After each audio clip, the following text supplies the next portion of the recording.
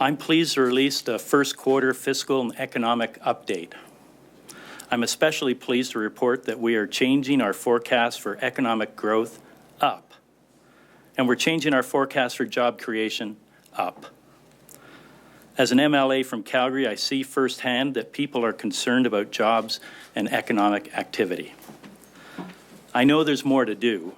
Many Albertans and Alberta businesses have yet to experience the recovery underway. But I also know that recovery is indeed underway. From the beginning, recovery has been our top priority, and it's why through the recession we chose to act as a shock absorber to help Albertans weather the storm. Today, we're outpacing the rest of the country.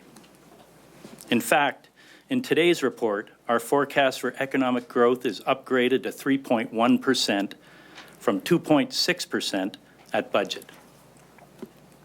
Our economic growth forecast is upgraded to 1.3% from 0.9%. In the last quarter alone, 9,300 new jobs were created, 17,000 new jobs this year, and 34,000 jobs have been gained since last year's low. We're seeing renewed strength across a range of industries, from oil and gas to high-tech to tourism and renewables. Retail sales are up, housing starts are up, so too are manufacturing shipments and wholesale trade. That's good news for Albertans returning to work. And I hope many more Albertans return to work soon as our economy grows, because too many are still hurting. In short, Alberta's economy is experiencing a solid, sustained recovery, surpassing expectations set out in budget. This report makes other changes too. We have lowered our oil price forecast from $55 to $49 a barrel. The forecast in March was based on the best private sector forecasts available. The same is true of the updated forecast. What it speaks to is a tremendous volatility in world oil markets. And given how important oil prices are to Alberta's budget, that volatility requires us to build in protections against these kinds of fluctuations so that we can meet our targets. Budget 2017 built in a $500 million risk adjustment for just such a purpose. And owing to the lower oil price forecast in this report, I am drawing down on that adjustment by $250 million to keep our budget steady. I've decided to leave $250 million in the adjustment. It was prudent to include the risk adjustment at budget, and it's prudent to leave some now. We'll also find an additional $200 million in savings to stay on target while protecting the programs Albertans rely on. These savings will help bring growth in spending down to 2.3%, well below the growth of population and inflation, which stands at 3.3%. So those are the steps we're taking to keep our deficit on track, using the risk adjustment that was put in place for just this purpose and keeping a tight leash on spending. Of course, we're also keeping a close eye on the evolving state of the world economy. As we deliver on the fiscal commitments in Budget 2017 and prepare Budget 2018, my colleagues and I will be listening closely to Albertans, working with them to build on Alberta's economic momentum while strengthening those things families rely on for their security. Today is August 23rd. In a few short weeks, kids will be going back to school across the province. When the school year starts back up, parents will be paying less for school fees. We made the decision to reduce school fees because the cost of raising kids matters to us, and we're looking to help families with that cost. We also implemented the Alberta Child Benefit, which puts money into the pockets of low-income families across this province. We made these decisions during a downturn because they help families. When kids go back to their classrooms, those classrooms are going to be properly funded and well-staffed, meaning young Albertans are going to be able to get the great educations they deserve and need. We made this decision to maintain school funding because it helps set our kids up for success, and because we're not going to let a downturn stand in the way of our kids having a great future. It's the same reason we're building badly needed schools and not turning our backs on the future needs of kids and families. And so as our economy enters full recovery, we're committed, as we have been from the beginning, to economic security and well-being of Albertans by focusing on three fundamental things: good jobs, paychecks that go further, and strengthening public services people rely on. These are Albertans' priorities. These are my priorities. Thank you very much, and I'll take your questions now. We're a quarter into the year, Minister, but we're already halfway through the contingency fund. You're a little nervous about that? No, the risk adjustment monies is being used as we intended it to be used. We're prudently using only half of that now, and we're going to keep an eye on this, of course. Going forward, we've got another $250 million in reserve. We have a narrower light-heavy differential that is helping us as well. And we've got some other levers in our budget that we can continue to use, like the in-year savings going forward. So I think we're protected. What's the end plan, though? I mean, is it going to be, you're going to keep it at 10.5 no matter what? We're steady at 10.5. That is what we will do for a deficit. This rate, you're going to go through the 250, perhaps. Well, I guess not necessarily, but you could go through the 250, and then we could be looking at a larger deficit. But will you counter that with other measures? Are we going to see? Could we see a higher deficit than 10.5? You know, we're steady at 10.5 now, and we're 5 months through the year. So we will continue to use all the levers in our budget. The in-year savings one of doubling that to $400 million will keep our deficit steady going forward. Minister, how are you going to achieve that in-year savings? We're in the process of doing that now. A couple months ago, we gave instructions to all ministries to start to look at ways to be more efficient, to reduce expenditures where they haven't reduced them. So we still have more work to do, but we have, there's examples like the public agency bureau that is consolidating, that will save monies. IT services are consolidating in some areas, and that will save money. So we're going to continue to do that, and that's an ongoing exercise, and I know my colleagues in different ministries are up for it. And the PAB consolidation, I think, is only about, not only, but represents maybe $5 million or something. Right. $400 million is a lot of money in my estimation. Sure. Anyway. And that will require some, I think, big ticket items. How will this affect employment or the job strategy going forward? Well, we were able to, in budget 15-16 and 16-17, take out $250 million each of those years from our budget, and it is staying out. We will do these things by consolidating initiatives so that we reduce expenditures. We are doing things like travel, hiring restraint continues, travel restraint continues. Efficiencies across government where there's consolidations like PAB will help us get to that $400 million, and I'm confident we will. But no layoffs? No. Get to the 400. No. Why don't we head to the phones? Operator, can you put through the first caller, please? Yes, your first question is from Chris Falco, the Calgary Herald. Chris, your line is open. Hi, Minister. The economy is showing some signs of recovery as these numbers prove, yet we've seen oil and gas royalties fall, we've seen corporate income tax levels drop, we've seen personal income tax levels drop, as well as tobacco and fuel taxes. Are you disappointed that the government isn't making more headway here on bringing the deficit down because of the fact that your revenue numbers continue to fall? Well, they're lagging for sure, and as the economy strengthens and gains more momentum, we anticipate seeing those numbers come back. But we're risk adjusted in the area of the oil price.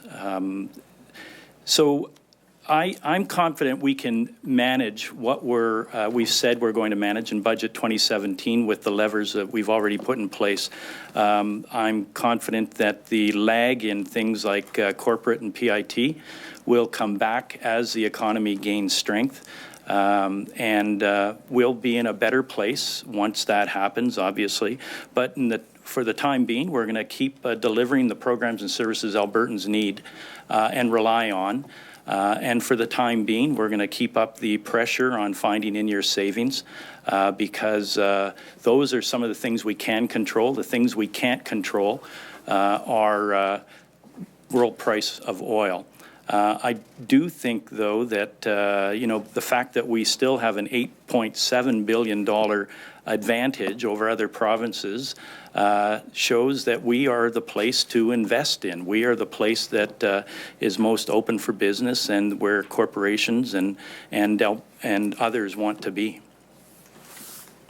Given the fact that your revenue situation has deteriorated a bit here, are you worried that this is going to trigger another round of credit rating downgrades? What I can control is the budget we've set before us and the expenditures and in-year savings. I can't control what others do, but I can tell you that a credit rating agency wanted us to find $3.5 billion either through cuts or tax increases. And we are not going to do that. We're going to get ourselves through this recession into recovery by providing the necessary programs and services Albertans require. The opposition has suggested anywhere from $2.5 to $7 billion in extreme cuts to the budget, and we're not going to do that either. That would forestall the economic recovery we've got ongoing right now. That would be painful for Albertans, and we think managing with the levers we've got in place and the way we've got going forward is in the interest of Alberta and the recovery. Thank you. Operator, can you put through the next caller, please? Yes, your next call is from Carrie Tate, Globe and Mail. Carrie, your line is open.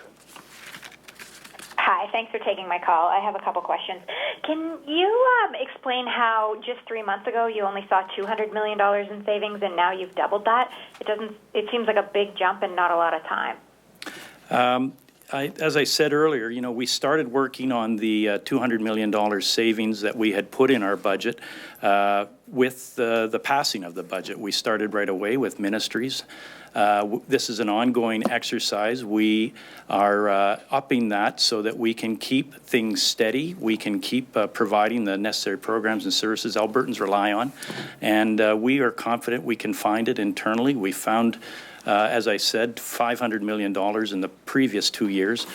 This is a challenge, but one we're up for.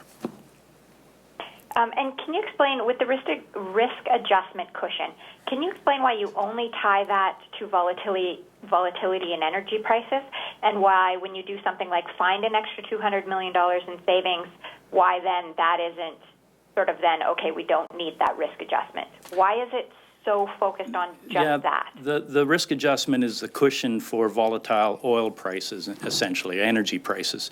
And as everybody knows, they're extremely volatile. The world oil price is all over the place. It'd be great if it stayed above 50 going forward, but we can't predict that. What we can say is that we use the best forecasters' information. We use that again, and they say it's going to be now probable at $49 a barrel.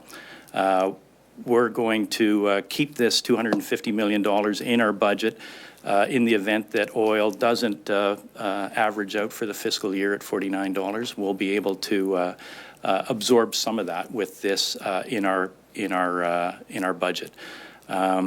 It's a prudent thing to do, frankly. Last year we had $700 million in our budget that wasn't required, and we were able to use that up to address necessary in-year pressures. But frankly, that may not be the opportunity we have this year. Minister, you say that you're going to look for $400 million in savings. Your critics might say, why didn't you do that in the first place? Why haven't you done that before? What do you say to that? Like, why now and not before? We are continuing to bring down the cost of government, and in-year savings is one way to do that.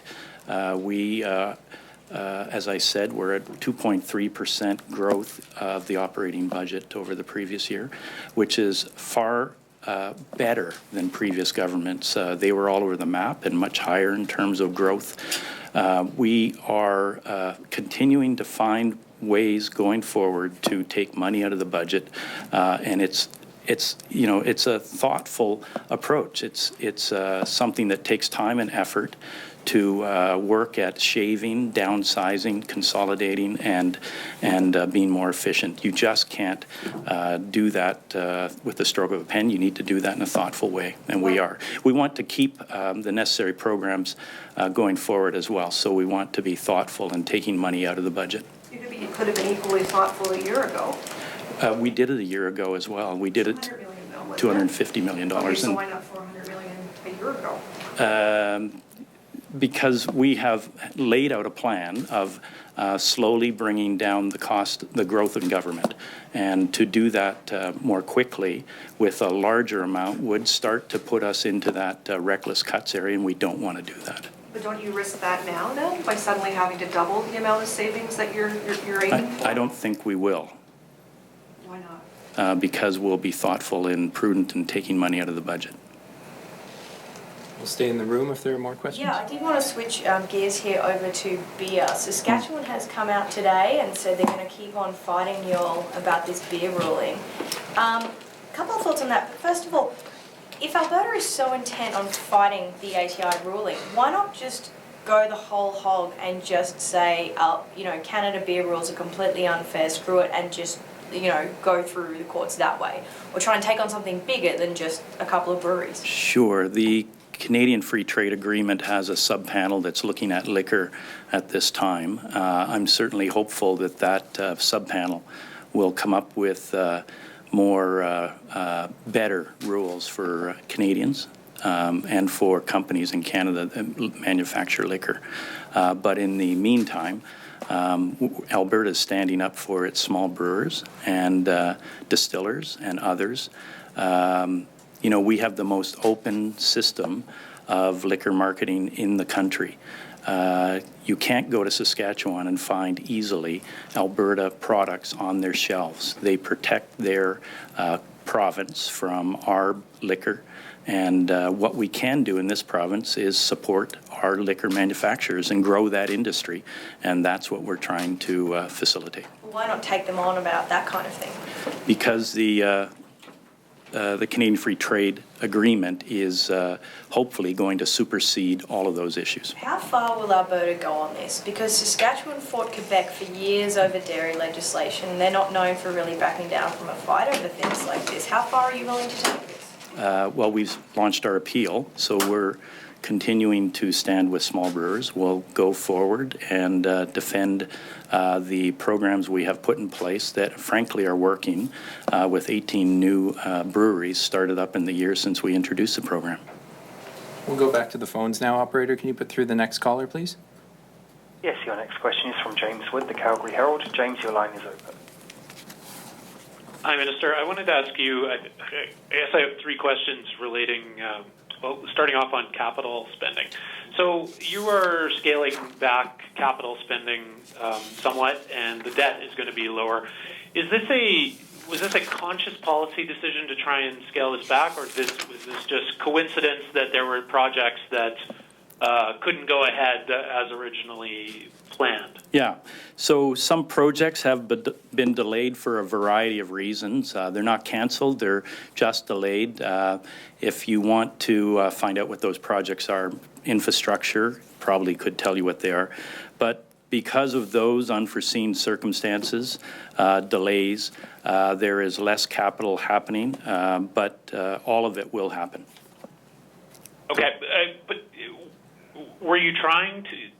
I guess let me ask you this then. I guess was the capital plan over ambitious to start with, which some of your critics have said, and that the government would have a hard time getting the money out the door?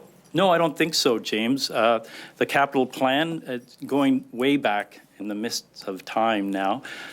When David Dodge was here and gave us some of his guidance around the capital plan, he said, you know, because you're heading into a recession, there's a recession happening, upping public sector spending for capital will stimulate and help smooth out the big drop in the economy that was anticipated. So we followed those good directions by increasing our capital plan by 15% over the course of 5 years. The largest capital plan Alberta's seen in that breadth of time. So that's what we did. We are busily working across the province with our partners to make that happen. And as a result, there's dozens of schools and new hospitals and other infrastructure. You just have to drive up and down Highway 2 to know that there is construction happening at Red Deer, at Airdrie, and just south of Edmonton, all over the place. And that's just what I see on a regular basis. I mean, there's lots happening elsewhere. So the plan was a good one. It helped us through this downturn. It kept people working, and it is getting us set up for the recovery that's taking place now. Thank you very much, Operator. The next caller, please. Yes, your next question is from John Hempy, News Talk 770. John, your line is now open. Hi, Minister. I noticed that there's a $69 million reduction or shortfall when it comes to the tobacco tax. What do you attribute that to? Less discretionary income, less people buying cigarettes. Well, when it comes to things like vaping and e-cigarettes, though, if that's taking away some of the market share, would your government look at potentially taxing those products to recoup some of those lost tax dollars? That's a good question. I think there's a federal government aspect to this also. But I can tell you on the cigarettes and less taxation monies coming in there, excise tax and other things, it's because the wages of people have dropped a little bit, though we still have the highest wages in the country. So people are spending less of their discretionary and things like that. And vaping taxation is something that is on radars. Not a great deal on my radar, but it's something I think we've talked about at the FPT meetings, and I'll need to review my notes. Okay, thank you. Just following up on what Michelle was saying, you say you're looking for savings. Yep. Are you looking at staff responsibilities as well? So, for example, let's say while you're doing this research, you find out you've got two people essentially doing one job. Are the departments taking steps on that? Are they redeploying people to fill other jobs? Are you making changes that way? We're not going to severely cut people from roles.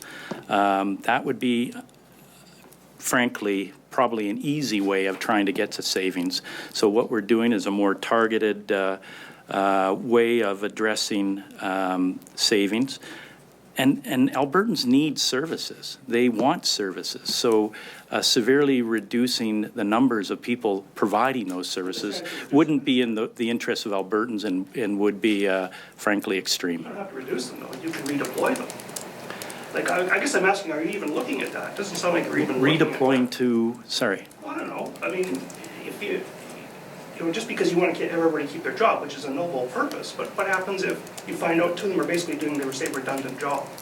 Would it not make more sense for them and for the taxpayer to say deploy them or do something else with them, rather than just say, well, it doesn't matter, we're not cutting anybody? No, Dean, I think we're going to look at targeted ways to become more efficient, to spend less, to hiring restraint is on, as I said. We're going to look at ways to see less travel happen, less discretionary spending take place right across government. So rather than do extreme things or say there's two of you providing great service, we only want one now, which would make it more difficult for Albertans to get the services they require. We're going to be targeted and focused in our approach. I'm sorry, that wasn't my point, though. My point, yeah, certainly, if it's going to reduce service, then you're not going to do it. You made that clear. But what happens if, are you even looking at that? redundancies and better ways to use the people you've got? You know, the people we have are doing the work we want them to do. So if there are redundant people in the government, then yeah, we would look at that. But I don't follow your argument. I believe that we have the right number of public servants doing the jobs we want. What I'm saying is there's one way is to save money, is to see who's doing what and make sure that there might be ways to save it by not having that person do that job. And it doesn't sound like this government's really keen to look at that. This government is keen to look at ways to find in-year savings. That's what I will say. We'll go back to the phone, sorry, for one more, and then we'll come back to the floor. Operator, can you put through the next caller? Yes, your next question is from Carrie Tate, Global Mail. Carrie, your line is open. Hi, thanks for coming back to the phones for follow-up. Maybe I worded the question poorly. I'm wondering why the risk adjustment is just relative to volatility in oil, which I understand why you would do that. But when you find, say, a bonus $200 million in savings, why that isn't what you would use to make up for that type of volatility?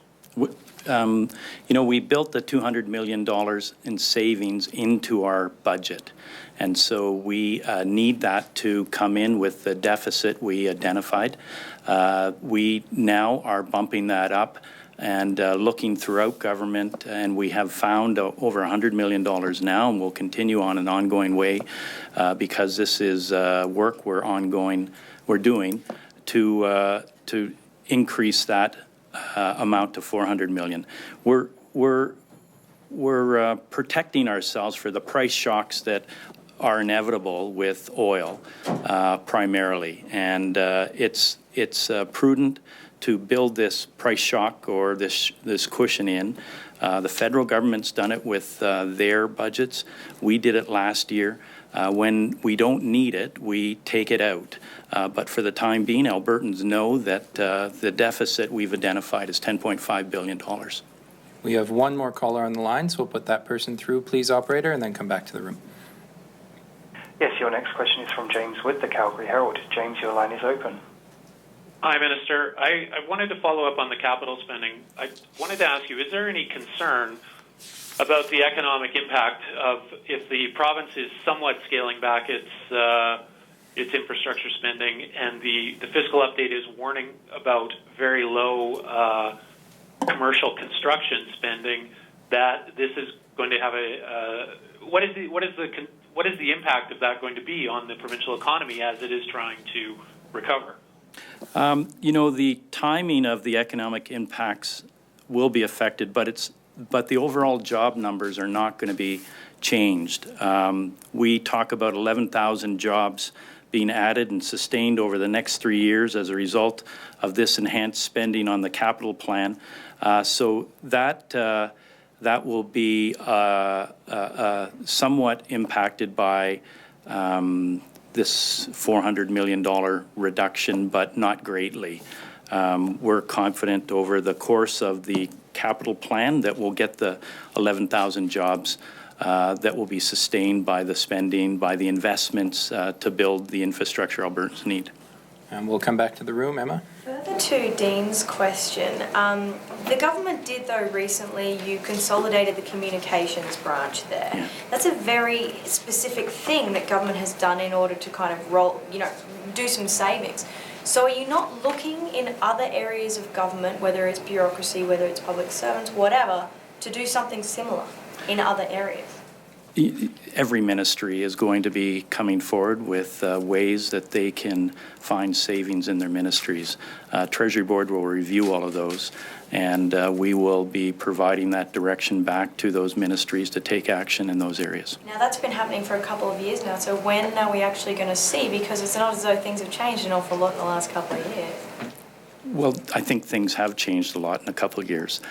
We are... You're still looking for savings, is my point. You have been for 2 years. So when are they going to be more precise, very, very actual things, tangible examples of the way that government is saving up to $400 million? Those will be the work we have to do in the next couple months.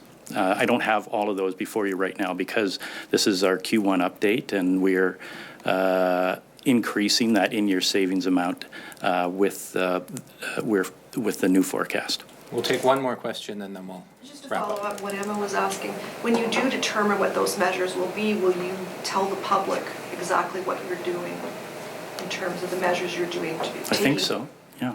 Well, before, we haven't gotten a lot of examples, so. We had the example of the Public Affairs Bureau, and I know the last time there was a news conference and I asked you about this, you pointed to the physicians' compensation agreement.